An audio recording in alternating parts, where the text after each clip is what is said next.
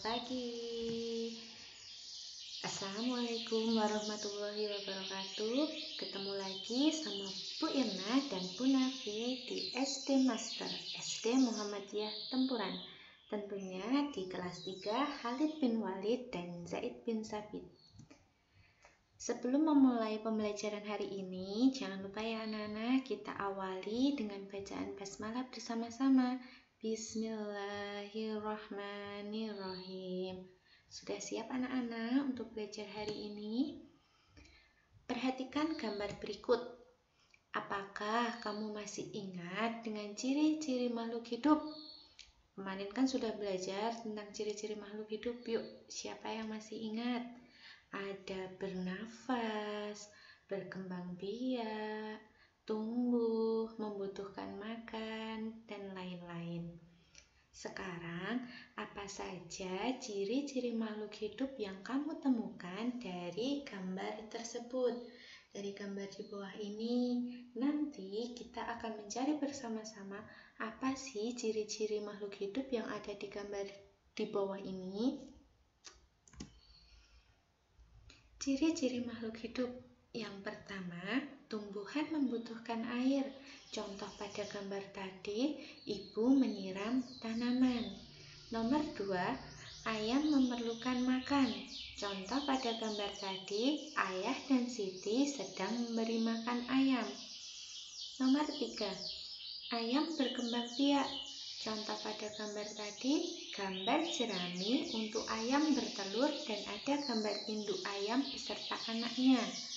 Yang keempat, manusia berkembang biak. Contohnya, ada keluarga Siti yang terdiri dari ayah, ibu, dan Siti. Yang nomor 5, ayam memerlukan makan. Ada tempat minum tadi ya di depan kandang-kandang ayam. Yang keenam atau terakhir, hewan bergerak. Contohnya apa anak-anak? Ayam nampak menuju pada makanannya ketika ayah dan Siti memberikan makan. Amati kedua gambar berikut. Apakah persamaan dari kedua gambar tersebut anak-anak? Ini ada keluarga Siti yang sedang makan. Ini ada ayam, anak ayam dan induknya juga sedang makan. Jadi kira-kira apakah persamaannya ini sama-sama makan? Hubungan kedua gambar adalah adanya saling ketergantungan manusia dan hewan. Keluarga Siti sedang makan dengan lauk telur dan ayam. Gambar pertama menunjukkan Siti sekeluarga membutuhkan makanan. Makanan bisa berasal dari makhluk hidup lainnya. Gambar berikutnya menunjukkan perkembangan ayam, mulai dari telur menjadi anak ayam, selanjutnya tumbuh menjadi ayam dewasa. Tuhan menciptakan makhluk hidup untuk saling memberikan manfaat. Ayam sangat bermanfaat bagi kehidupan manusia. Daging dan telur ayam dapat memenuhi kebutuhan manusia. Pengembangbiakan adalah cara untuk menghasilkan daging dan telur ayam dalam jumlah yang banyak. Untuk itulah dibuatlah sebuah peternakan. Peternakan dapat menghasilkan ternak ayam dalam jumlah yang banyak dalam waktu yang sangat singkat. Berikut ini adalah contoh daftar jumlah telur yang dihasilkan beberapa peternakan setiap bulannya. Peternakan A menghasilkan 3.000 butir telur. Peternakan B menghasilkan 1.500 butir telur. Peternakan C menghasilkan 3.500 butir telur. Peternakan D menghasilkan 2.000 butir telur. Yang terakhir, peternakan E menghasilkan 2.500 butir telur. Nih, ini bagannya sama ya kayak yang tadi. Peternakan A menghasilkan 3.000 butir telur dan seterusnya. Pertanyaannya yang nomor 1, peternakan siapa yang paling banyak menghasilkan telur per bulannya? Jawabannya peternakan C.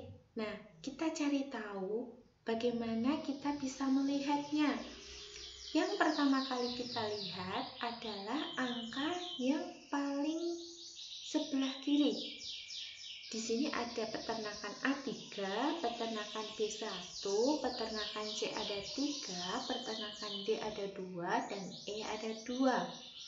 Dari paling depan ini bisa kita lihat bahwa angka yang paling besar adalah peternakan A dan peternakan C. Ini sama-sama 3, paling banyak dibandingkan peternakan yang lainnya. Karena ini sama-sama 3, kita bisa menentukan lagi, lihat belakangnya atau sebelah kanannya. Di peternakan A ada angka 0, di peternakan C di belakang 3 ada angka 5. Berarti 0 sama 5 itu besar mana anak-anak? Ya, betul, berarti besar 5.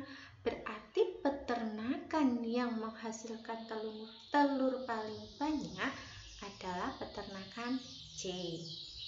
Peternakan siapa yang paling sedikit menghasilkan telur per bulan? Coba kita lihat, kayak tadi ya anak-anak, dilihat dari yang paling kiri. Ada angka 3, angka 1, angka 3, 2, dan 2. Berarti yang paling kecil mana? Ya, betul. Berarti yang paling kecil adalah peternakan B, karena di depannya angka 1, dan itu hanya ada satu-satunya angka 1. Berarti dapat dipastikan bahwa peternakan B adalah peternakan yang paling sedikit menghasilkan telur. Kita lanjutkan ya. Bagiannya sama kayak tadi, ada peternakan A sampai peternakan E. Sekarang, untuk urutkan peternakan berdasarkan banyaknya telur yang dihasilkan per bulan. Mulailah dari peternakan dengan hasil telur per bulan paling sedikit. Disuruh ngurutin, tapi ingat anak-anak, di bawah dijelaskan bahwa kita mengurutkannya dari yang paling sedikit hasil telurnya. Tadi hasil telur paling sedikit adalah peternakan B, ya betul, karena hanya ada satu peternakan yang angka paling depannya adalah angka 1. Setelah ada angka 1, coba kita lihat ada 3 sama 2. Kira-kira kecil mana anak-anak? Iya, betul. Berarti kecil yang 2. Sebelahnya angka 2, peternakan D adalah 0, peternakan E adalah 5. Berarti 2000 sama 2500 kira-kira kecil yang mana anak-anak? Ya, pintar sekali. Pasti kecil yang peternakan D. Setelah peternakan D, angka 2 paling depan tinggal peternakan E. Berarti urutan terkecil nomor 3 adalah peternakan E. Kemudian kita lanjutkan lagi, setelah angka 2 di sini ada angka 3. Angka 3-nya ada 2 anak-anak. Jangan langsung pilih ya, kita lihat belakangnya dulu. Yang ini 0, yang ini 5. Berarti besar yang mana anak-anak? Pintar sekali. Berarti kecil yang A, peternakan A, karena cuma 3.000. Berarti peternakan yang penghasilan telurnya paling banyak adalah peternakan C, yaitu 3.500. Sampai sini semoga kalian mudeng ya anak-anak, paham setidaknya. Pasangkan nama dan lambang bilangan dengan cara menghubungkan titik dengan garis. Kita lihat di sini. 1250. Kalau dibaca menjadi kira-kira yang mana anak-anak? 1250. Berarti yang paling atas. Nomor 2, 1.00. Berarti dibaca 1000. Berarti yang paling bawah. Yang Yang paling bawah di sini ada angka 2.500, berarti dibaca 2500. Pinter. Kita lanjutkan. Agar lebih mudah membaca bilangan, kamu juga dapat menggunakan aturan nilai tempat. Contohnya 1250. Kita gunakan nilai tempat, anak-anak. Tabel nilai tempat 1250 ditunjukkan sebagai berikut. Angka 1 berada pada tempat ribuan sehingga nilainya 1000. Ini ada 1000 ya anak-anak, satu kotaknya, dan dia di angka paling depan, berarti ribuan.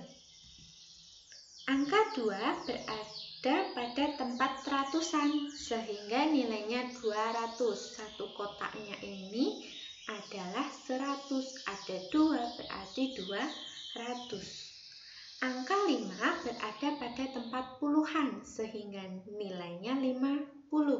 Ini setiap garis angkanya 10 ya, ada 1, 2, 3, 4, 5, berarti jumlahnya ada 50. Angka 0 berada pada tempat satuan sehingga nilainya 0.